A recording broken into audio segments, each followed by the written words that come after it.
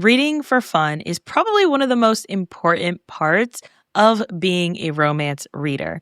But it's important that we're reading not just our lived experience, but outside of it as well.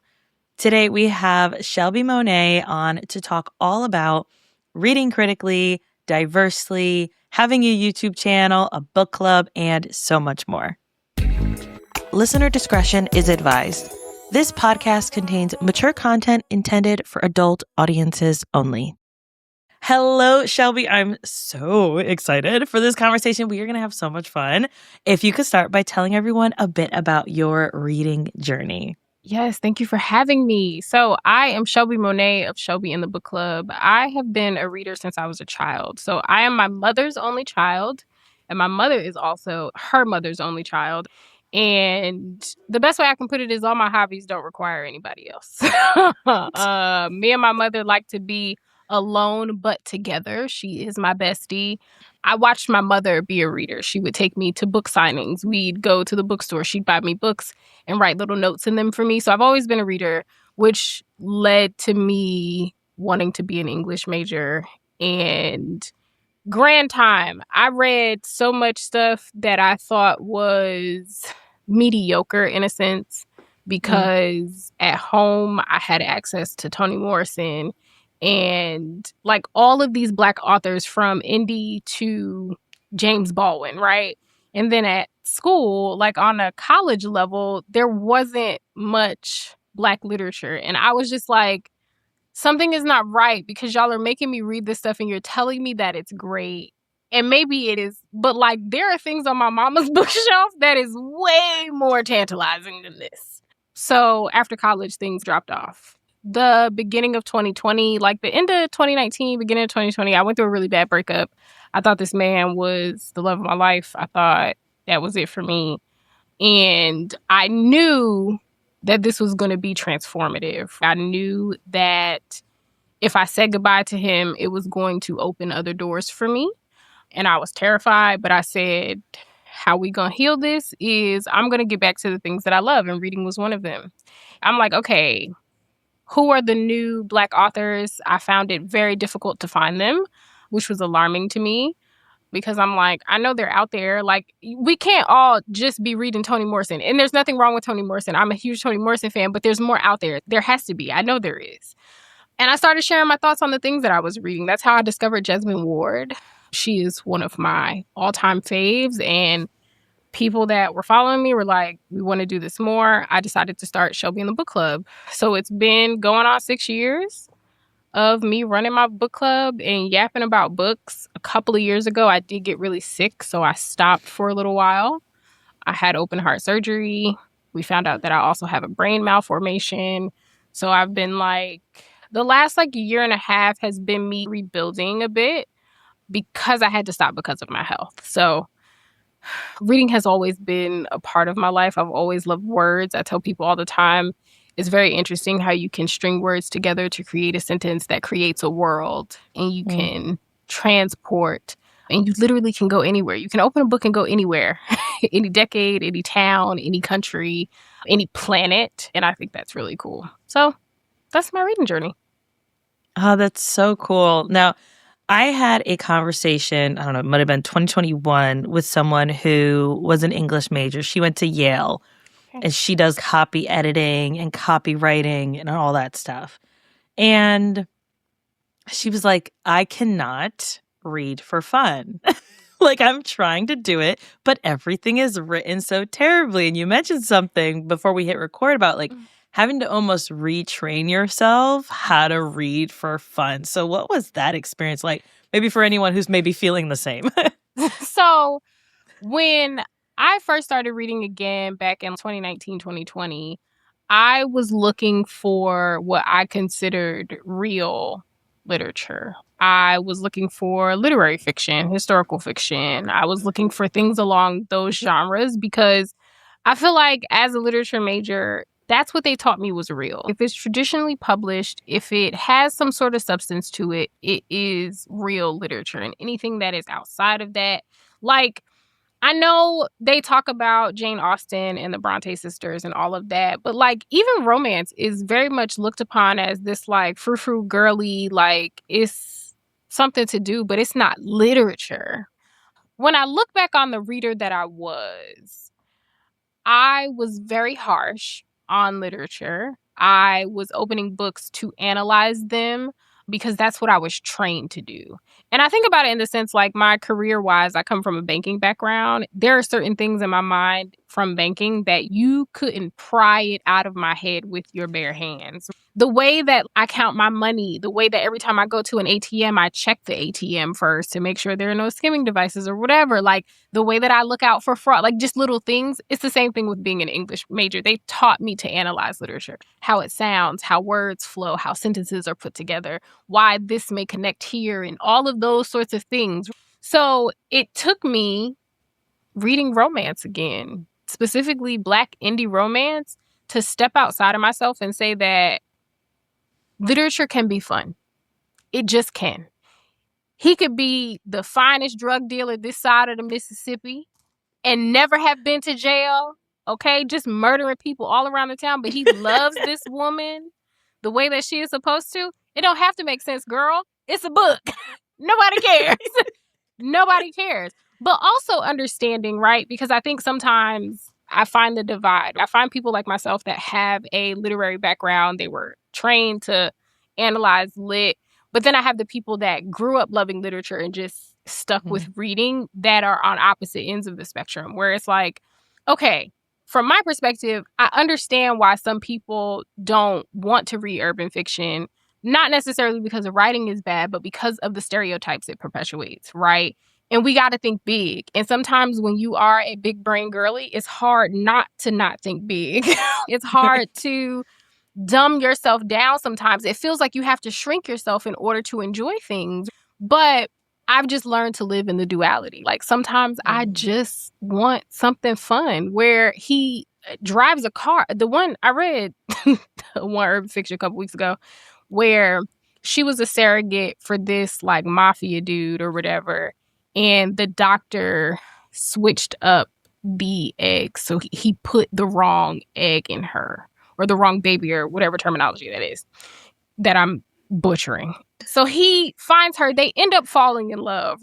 And she's like, well, things are moving really fast. Like, I know that we're starting to like each other and that I am pregnant with your baby, but let's still take it slow or whatever. And he's like, well, I want you to move in with me so that I can guarantee your safety.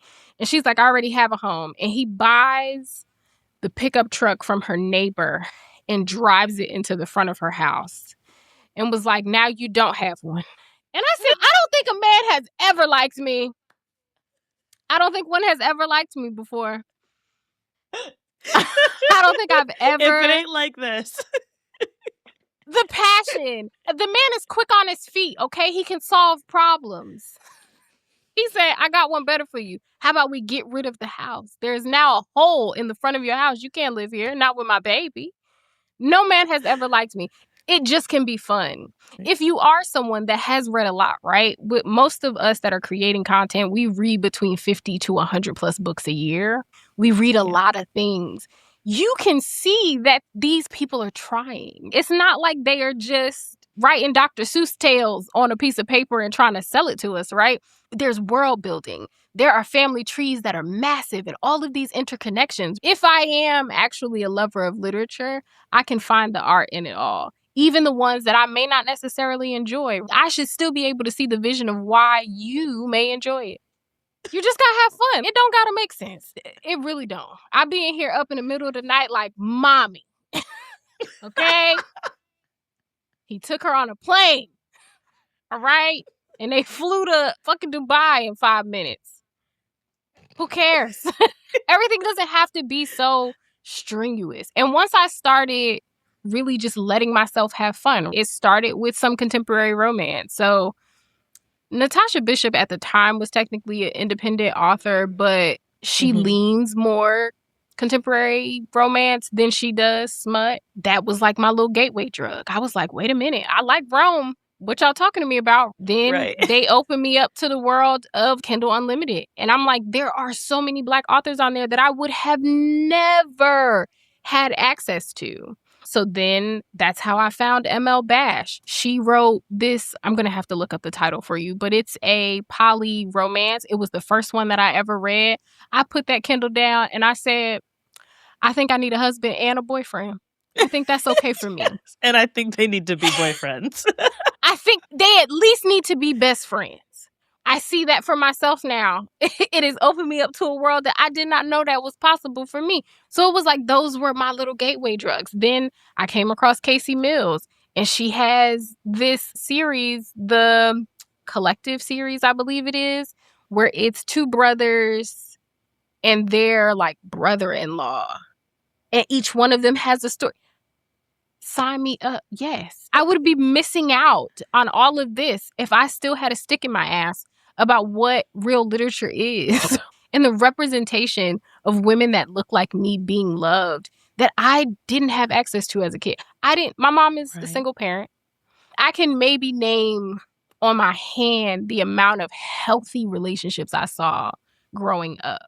So I'm like, the only time that I've gotten to see women that look like me be loved loud and confidently are in these books.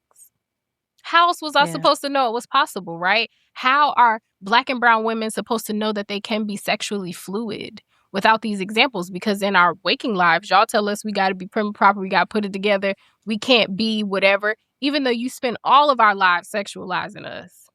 Yeah. All of our lives. And then as soon as we turn between 18 to 25, you're like, where's the man and the baby?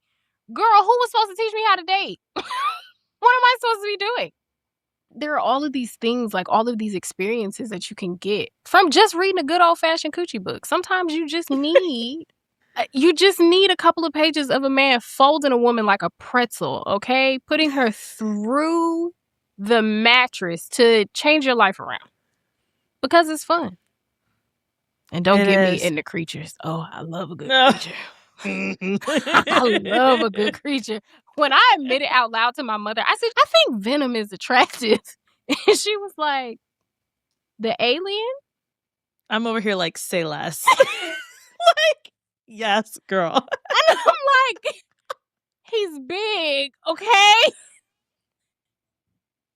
What that tongue do, though? You know what I'm saying? saying, like, as a girl that's tall, I'm a tall girl.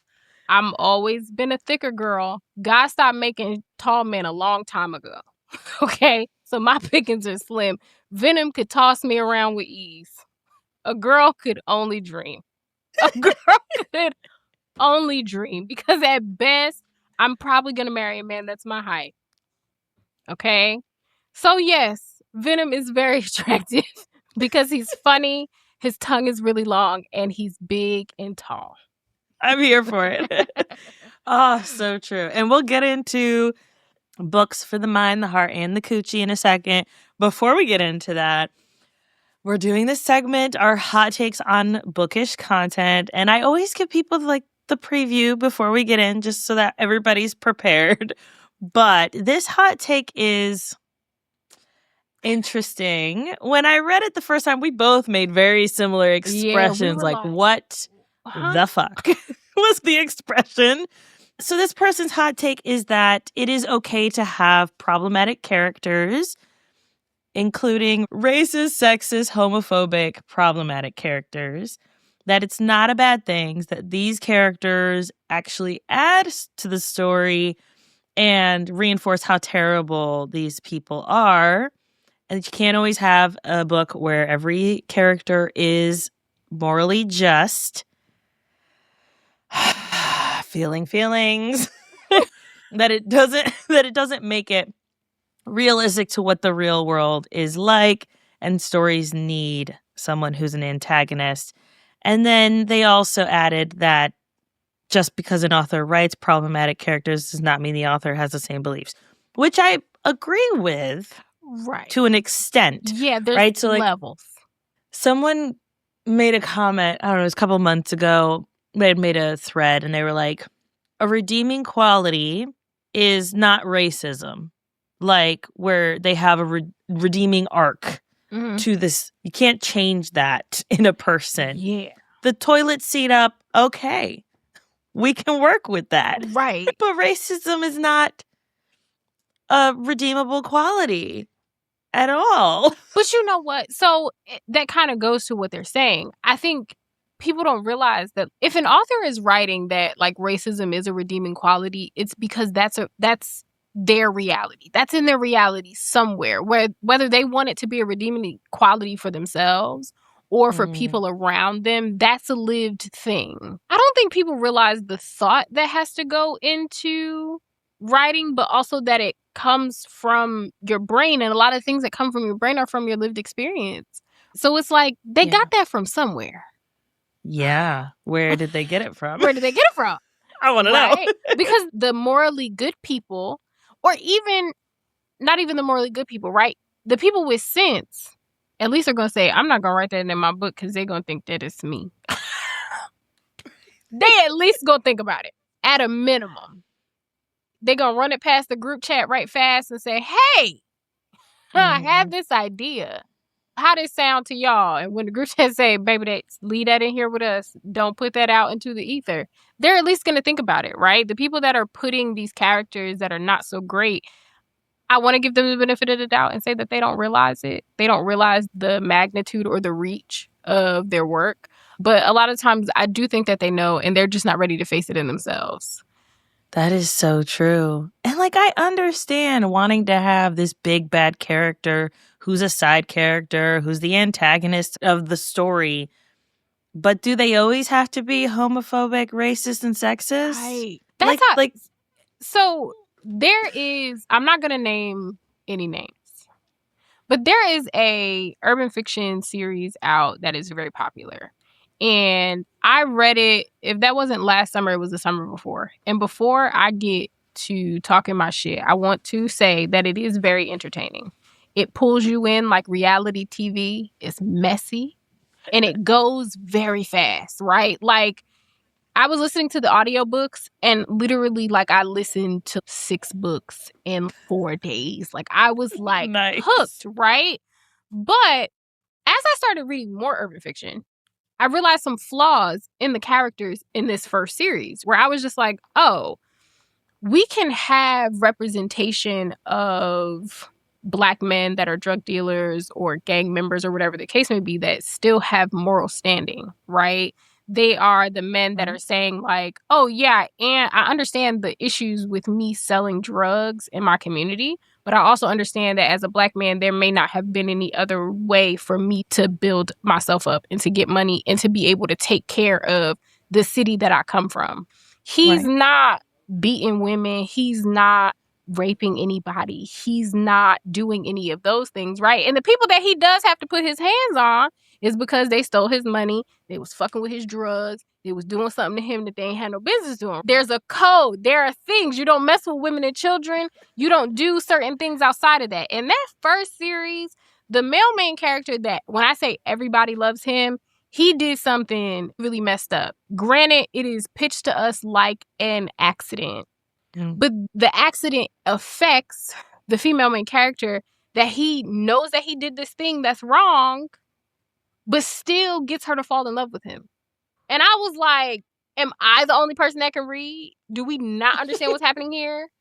That's not right. Yeah. And it's not as if she has some awakening as a woman and realizes what he did and says, nope, we're not going to do that. I can't be with you anymore, whatever. I feel manipulated, which she should have, and all of this stuff. No.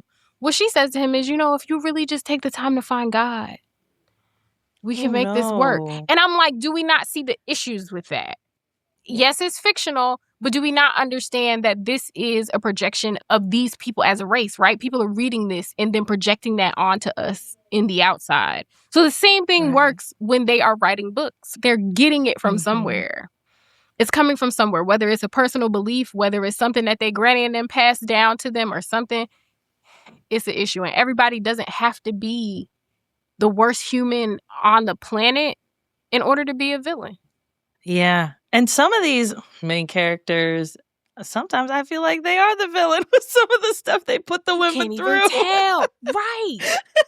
You be reading these books like, girl, stand up. Get it together, girl. Tighten up. It's not even worth it at the end of the day. No. I tell people all the time, have you met men? Have you met them? Have you dealt with them for longer than 5 minutes? Do you think that if I could be attracted to a different species, I would? You think this is not innate? My body just reacts to them. Case in point, Venom. Right. If Venom could come get me right here today, I would go. I would be like, is there a way for you to get my books? Are there books where we are going? Everything else you can figure out, okay? You the big bad man in this relationship. I will let you handle it. We just need to sort my books out, okay? And will I be able to FaceTime my mother at least twice a week? Okay? Right. Because I would go. Men are ridiculous. So it's just, like I said to you before we started recording, for a bunch of bitches that read books all the time, they are not thinking. They're not smart. And it's disheartening because I'd be rooting for us. No, me too. I'll be trying. And I'm finding that a lot, like in the people who have been in the bookish space before 2020 or even before the last like year or so, that a lot of us, especially those of us that are creating content and have been pushing these authors and like shouting them out, that we're kind of burnt out. Yes. At this point, like we are tired. There's these flash in the pan people that are coming up all of a sudden and they're getting all the accolades and the praise. And it's like, I've literally been doing the work for years and it's exhausting. Just shut it down and just go read my books. Right. And then I feel like as soon as I start to feel that way, somebody sends me a message and they're like, I would have never read this book had you not said something. Or I've read so many things outside of my comfort zone because you suggested it. And then I'm like, damn it, I got to get up and keep going. Yes. Like I had an exit plan. I was about to quit. And they be like, nope, come back. The people need you. So I totally get it. Especially because lately I want to have deeper conversations. I want to go deep. Like I want to have those things. And it's like all of these very surface level things where I'm like, this is boring. Yes. It's not fun. Yeah, so. I want to go deeper. And that's why I love podcasting. I know you have a podcast as well, but it's one of my favorite things about podcasting is it's just us two going as deep as we want, being able to have this deep conversation. Then everybody can listen in later, or we can edit things out later if we want to. Right. But we can just shoot the shit and like actually have these deeper, more meaningful conversations. And that's honestly why I don't like doing reels. You won't catch me dancing and hear all the books that I read. Right. No, let's go sit and talk about them. Let's go sit and talk about them. My podcast is called The League of Extraordinary Readers, if anybody wants to listen. And Jess and I go deep. We like to read a lot of the hard things, a lot of the heavy things, as people would name them. But that stuff has always been interesting to me. Like, I feel like it bridges the gap between... It makes history tangible. That's what it is. That's what I like about it. It goes from just being statistics and just a number on a page or a date that you have to remember for a test to adding the emotion so you can actually understand how they were feeling and what they were doing and so on and so forth. So I'm glad that Jess and I have the outlet because we both, oh, brother, we can't. Don't say this online. The people might, or whatever. Everything is, oh, don't say that. You're bashing the author. I'm like, and me, I like to talk shit. So I be having to remind people, listen, I can show you bashing. You want to talk about bashing somebody? Right. We could talk about bashing. Okay. What I do is give critique. What I'm doing is getting y'all to think a little different, right? To expand your vantage point. Because if we're only reacting to things based on how they make us feel, are we actually comprehending them? The answer is no. The answer is no. Because feelings aren't fact. And I think that's something we can kind of apply to all areas in our life. Like, imagine you're having a conversation with someone and they say something and it makes you feel a way.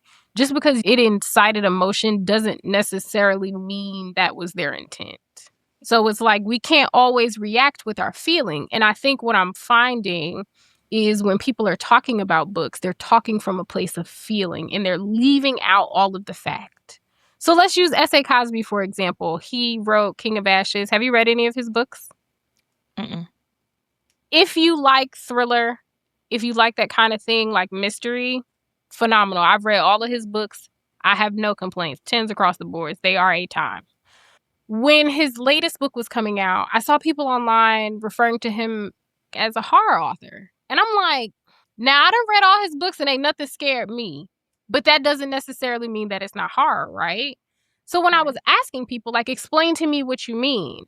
And everybody was saying, like, this scared me. And I'm like, okay, that doesn't make it horror. Right. That's not how genre works. And two things can be true at once. It can be a thriller and it scared you. It can be a mystery and it scared you. That means he's good at style and technique. That means he's doing the due diligence behind the scenes to write a really good book. I'm finding people are like, oh, smut, right? Oh, I read a romance and there was a sex scene, so that means that it was smut. No. Sorry. Do you remember, you've seen the movie The Color Purple before? I actually have not. You've not seen The Color Purple? I grew up in a cult. We didn't watch a lot of TV, and I just have not gotten around to it because I feel like it's going to make me feel a lot of feelings. It is going to make you feel a lot of feelings, right? Now, I will say that I am one of those sick humans. I think there is a vast group of us in the Black community that watch The Color Purple and laugh dark. It get real dark over here, okay?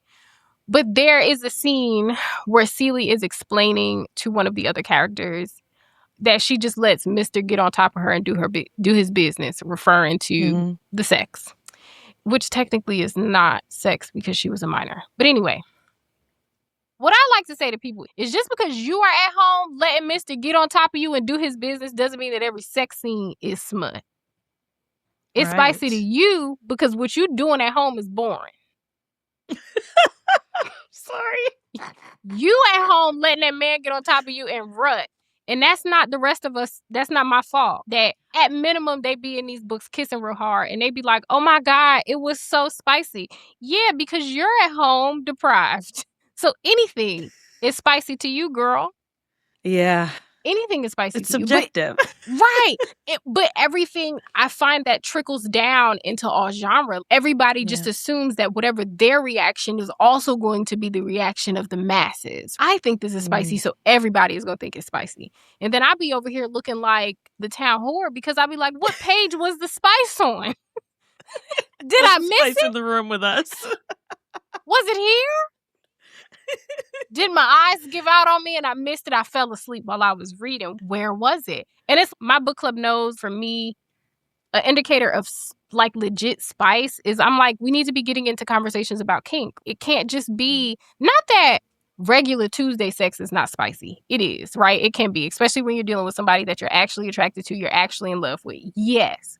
But on the page, somebody needs to be tied to something. We need to be able to flip a switch and it turn into a red room. There needs to be safe words and things that you're not going to come across in day-to-day life unless that's the lifestyle you live. Yeah. So I'm like, this regular Tuesday, like it made me feel this way. So it is fact. Right. No. It's so true. And like, I had a friend, she sent me a message. She was like, I read the spiciest book I've ever read in my life. And it was, let me turn around and look at my authors real quick and see which author it was. It was Nikki Payne. And I was like, this in the most respectful way possible. I was about to tell your friend to go to hell. Go to hell, girl. The spiciest ever. Define the words we're using. What? I was like, I'm going to assume that you don't read a lot of spice. And she was like, no, I don't. I mostly read like Closed Door or like Fade to Black. And I was like, it shows. We can tell, friend.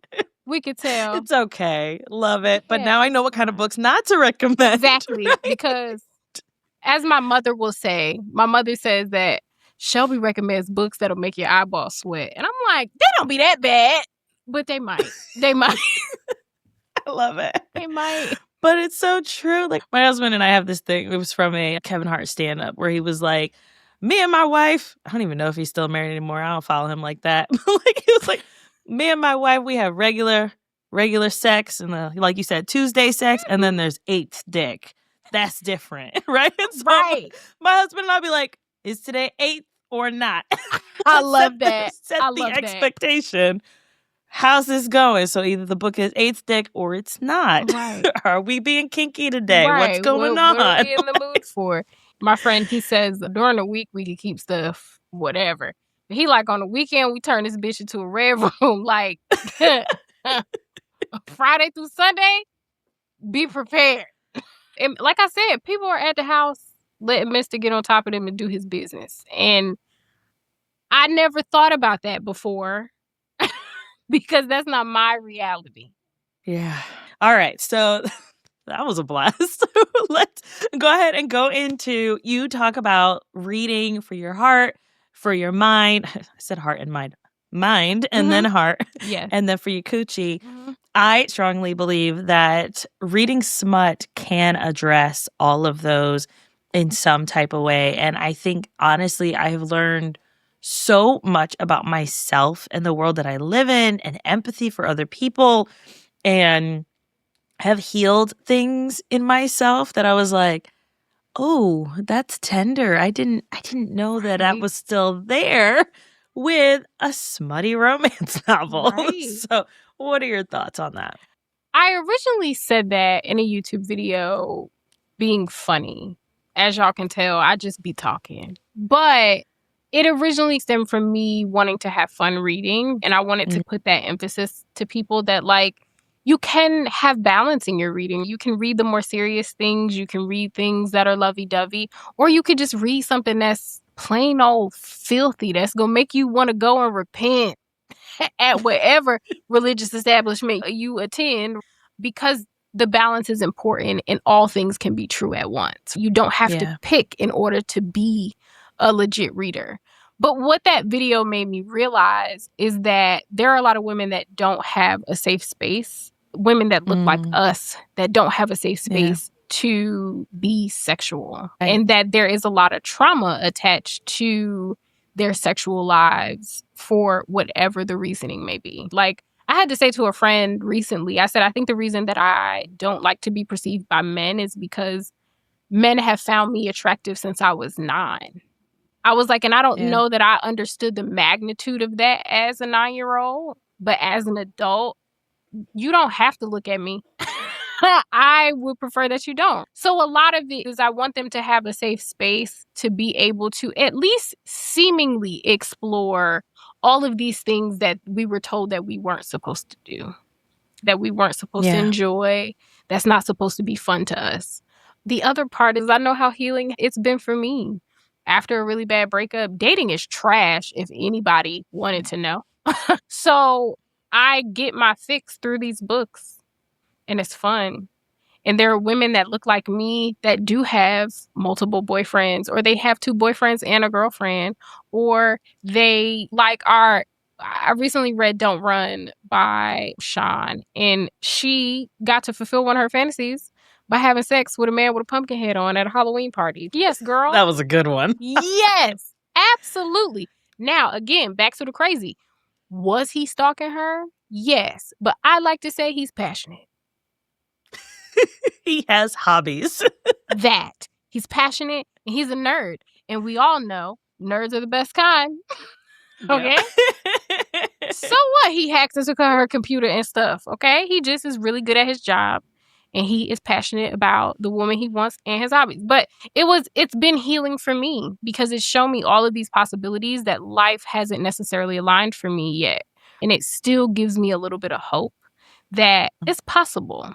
It's still possible for me. It's still possible for my friends. It's still a thing. So it's a bunch of different things. But the most important part is you can have balance. You can be well-read and read coochie books. It's so like, true. I read Toni Morrison for fun and then turn around and read some of the filthiest shit that you could possibly think of. And I'm not regressing in any way.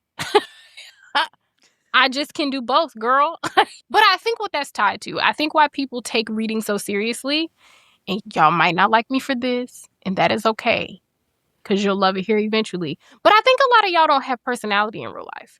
And I think the only thing that you do have is that you read a lot of books. So you want those books to be like the hardest and the most important and the whatever the case may be, because you don't know what it's like to just be yourself outside of this particular thing that you do. So I always have to tell people, oh no, people actually like me in real life. And me reading books doesn't add or take away from who I am. I'm still Shelby. I'm still cool. I'm still that girl that survived heart surgery. I'm still a great friend, a great daughter, a great girlfriend, a great whatever. I still meet all of those requirements outside of the books that I read. So if the books were to disappear, I'm still dope as fuck. And I don't think a lot of people can say that about themselves. So it's like they take all of this reading so seriously because they don't have anything else. Do you think that the pandemic had a lot to do with that? Because we were so separated and we couldn't have hobbies with other people. We couldn't go to pottery classes. We couldn't go do hikes or whatever. Like, I feel like that probably had a big impact on our ability to separate. I think it still does. And I don't think people wanted to be as honest with themselves at how bad the pandemic affected us. But even with like me saying dating is bad, I think the dating world is the way that it is currently because I don't think people realize how touch deprived they are. And I don't think people actually want commitment, which is fine. There's nothing wrong with not wanting commitment. But I think what's happening is people are like, oh, the only way that I can fill this void of needing affection is by getting into relationships with people. And I'm just going to take whatever I can get because I want the closeness. I want to feel wanted, right? It's those things. So I don't think people are being honest with how much it has impacted us. Yeah. I have a friend like that where I'm like, leave that man. Leave him. She wants to be wanted. She wants to be needed. She just needs, she's always seeking for that externalness. I'm like, you need to love yourself. Right. I had to be honest. Like, the last few people, I've had to say to them, like, listen, my life is crazy right now. My life for the past few years has just, the baseline is crazy as fuck. So I don't know that I can meet you exactly where you need, but it's going to be fun for a little while because I want the attention.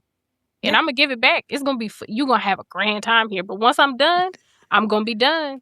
And you got to be done too. You can't cry now. You got to tighten up because once I'm over it, I'm going to be over it. Okay? And it's like, people are always like, you really just said that to me. Yes, because once I want you out my face, I want you out my face immediately.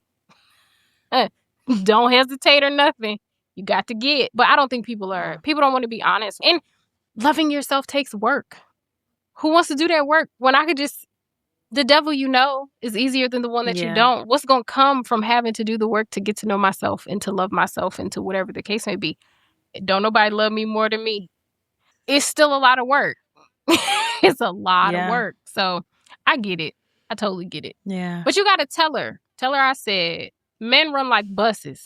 Next 15 minutes, another one is coming. Just get you a new one. Like that Monique meme when she was like, one nigga mess up, get you another nigga. That one mess up, get you another one. And if that one mess up, get you two more. Okay? We read in the book. Get another one. Okay? Yeah. But it's all about balance. Well, multiple things can be true at once. If you don't take nothing else away from me, multiple things can be true at once. Yeah. So I'm a massive mood reader. I just deleted my TBR again yesterday because that's how I go. So back in early 2025, I deleted my TBR because I was like, I have books on there from 2020 when my algorithm was extremely white because that's what the algorithm was algorithming. Right. And I am not going to read those books at all. And I have close to 1,000 books on this TBR. It's not going to happen. Right. And so I was like, I usually end up tagging books that I'm like, ooh, these are the tropes that are in this book anyway. Why in the world do I need a TBR when I don't even follow the TBR? So I deleted it. Okay. So I did it again because I was like, why am I waiting for the new year when I could just do it now? Click done. Storygraph. Thank you very much. Storygraph is lit. I love Storygraph. Yes. Same. I cannot always do a book club because of this. The idea of having to like, all right, I have to make myself read a book. Mm-hmm. And I think that's honestly one of the reasons why I did not read as many books this year is because with the podcast, I was like, oh, I want to interview this person. Let me go ahead and get through some of their backlog. Okay. So I was making myself read them. Okay. And my team was like, you haven't talked about a book in a while. And I was like, you're right. Yeah, I like haven't been reading for funsies lately. And it's not that they're bad books, right? Like I've thoroughly enjoyed the books that I've read, but they're not the ones that I wanted to read in the moment. And so I didn't have that hyped up, I'm excited about this. So I am also a mood reader. So for my book club, I stick to certain parameters. My goal for my book club is I want to diversify people's reading across Black and brown authors. Emphasis on the Black. I need to do better with the brown part. I'm ever evolving. So the book club sticks to that. And how I make it fun for myself to pick books is I usually pick themes. Like History Month, I always do a Black author.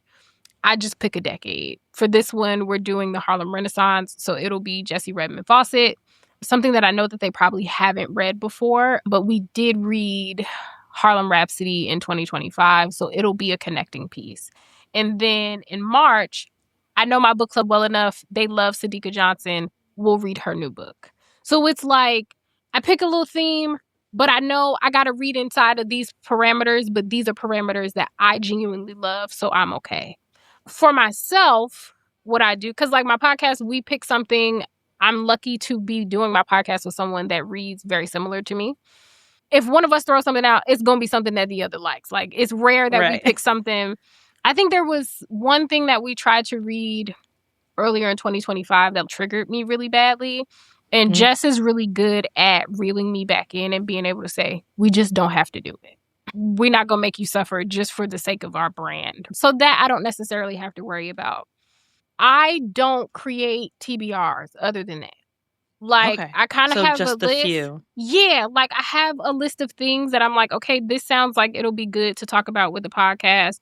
I do have a couple of side quests that I do with the podcast throughout the year. So it's, if something is coming out and I can't necessarily fit it in the schedule, I'll be like, okay, if anybody has time this month and y'all want to read whatever with me, we'll do a little side quest for it or whatever. Other than that, that gives me space where there are only really 2 or 3 books a month that I have to read. Everything else, I'm just flowing through. And I keep the genres like all over the place so that even with the book club, I'm not like stuck anywhere. Yeah, that definitely makes sense. I did for 2025, and I'll do it for 2026, a story graph challenge for mood readers where like, all right, here's our book club in that here's the trope, you pick the book. And then like just the one trope, the one book, as long as it fits in there, I don't care. And then here are 50 recommendations by BIPOC and LGBTQIA plus authors where you can pick any of these or any that you know of that aren't on my list and then have fun with it. And I found that it was easy to follow, but there were some tropes where I was like, I actually don't love this trope. Right. I wonder if I can find one that I actually will enjoy. And so it was almost like a challenge to me of like next year in 2026, we're doing Amnesia for one of the months. And I don't like Amnesia books at all because I don't think they're realistic. Okay, so I told my husband this, and he had like brain cancer when he was a child and has like a massive scar on the back of his head because of the surgeries and stuff. He's like, are you telling me that you don't believe that like it's possible that someone could have amnesia because of brain trauma? Wait. I think I did. I read something that was like amnesia adjacent, but it was like the male main character's fiance dies and her spirit like ends up in this other girl's body. And that girl is like getting the memories from the dead girl. That's next level. Happening. And then he was like, and I didn't necessarily agree with the way that the book was written because it didn't feel like he was in love with the new female main character. It felt like he was in love with his fiance that was now in this girl's body. And I was like, that's not fair. That's not fair. I agree. So I understand. But no, I think the other thing that I've had to learn is I don't run my book club like a college course. Like, you come into Discord, you hang out. We talk about a little bit of everything. If you only here because you want Coochie book recommendations, there's a channel for that. I got a channel for my babies that like nonfiction. They read more nonfiction than me. They be in there talking. I'll be like, hey, I don't know what the hell y'all talking about, but there's space for them to be whatever kind of reader they want to be. And if this month's book club pick is not it for you, don't read it. I'm not going to beat you up about it. What I'm going to do, come to your house and bully you? I'm not. What I'm going to do, yell? Okay. And then what? You could just leave the Discord. Like, I'm just not that type of person. I don't like those types of environments. The only time I really get strenuous about it, like it was someone I had to remove recently because I was like, you only come in here and complain about your reading, but you never participate in any other way. And that's not the type of environment that I want. Right. Other than that, I'm real chill. Hey, you want to come in? Tell us, okay, you was reading. I have one. He reads a lot of like YA and stuff like that. He come give us his little updates and we, whatever. Okay, cool. He keep me abreast of the YA stuff because I didn't read YA when I was a YA. Sometimes I don't know. I can't do everything. Can't be everywhere. We're super, super lax. So you might pop your head into Discord. They was laughing at me the other night because I'm in the mood for a high fantasy. So I ordered The Will of Many. But then I got mad because I was like, I'm probably going to want to immersive read it because I haven't read a high fantasy in a long time. So just giving myself grace. Couldn't find the audiobook on Liberal FM. I need to figure out my library card situation so that I can be using Libby. Y'all can yell at me about that later. But it's a Audible exclusive. So I was in Discord saying cuss words. Yeah. Pissed. Because I'm like, now in my head, he racist. And I'm like, and I don't really know how I got there. But it makes sense. It makes sense. I'm like, Amazon is a touchy subject, right? I still have my Kindle Unlimited subscription because I'm not abandoning Black authors. I'm not abandoning brown authors. Again, balance, right? Two things can be true at once. But I don't need an Audible subscription just because I want to read this book. Like, why would he make it an exclusive? Like, something is not clean in the Kool-Aid. That's what my Discord is like. Me coming in there like, I'm mad. Honestly, one book a month, especially someone who reads 200-ish a year, I can do one book a month. That's outside of my comfort zone. You can. And that's honestly one of the things I like, too, about Storygraph is that it has that, like, hey, if you're trying to, let's read something new, let's read something different. And I'm like, leave me alone, go away. Right. Don't hold me accountable. But sometimes we need other people to hold us accountable. And I think that it allows us to diversify our reads, to read outside of our lived experiences and read things that also can show us things about ourselves. There's so much that we can learn from reading outside of our typical, what we enjoy, our comfort reads and all that stuff. So you have your YouTube, you've got your book club, you've got your podcast. How are you setting boundaries? Because there's this like celebrity effect that happens with being content creators, especially being podcasters. I don't know what this phenomenon is, but you're in someone's ear as they're doing their everyday tasks, as they're driving to and from work.